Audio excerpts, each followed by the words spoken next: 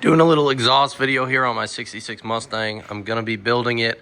I'm using Chinese eBay long tube headers, which were a pain to clearance the Z-bar, but they do fit eventually. This is a 66 with the 3-speed 289. And I bought this kit on eBay for $120. Comes with a whole bunch of stainless tubing.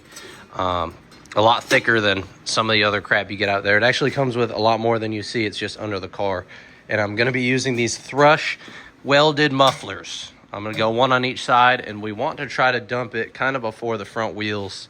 I love the old school muscle, you know, shakes when you rev it side to side type deal. So how I'm doing this, I've just got it tacked up and fitted right now. I've got it going from, it'll bolt to the headers, comes down, and there's like this little pocket up underneath.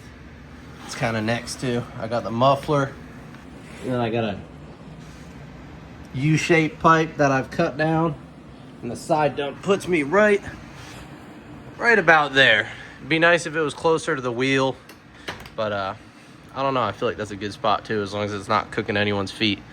So yeah, we'll see how it sounds. I'm gonna let the car down now, just so I can verify, you know, the exhaust or the suspension's not gonna be messing with the exhaust. I have it jacked up from the leaf mounting point, so it really shouldn't move at all, but I'm just gonna let the whole car down to be sure. Little update on the exhaust build. I have both sides tacked up. It's pretty much symmetrical on both sides. I've got the headers, I've got a tri-adapter to adapt, I got a weld on, and it's all stainless into this thrush welded muffler, which then comes out to avoid the axle and everything, and it dumps just before the back tires. It already looks super cool. I mocked it up.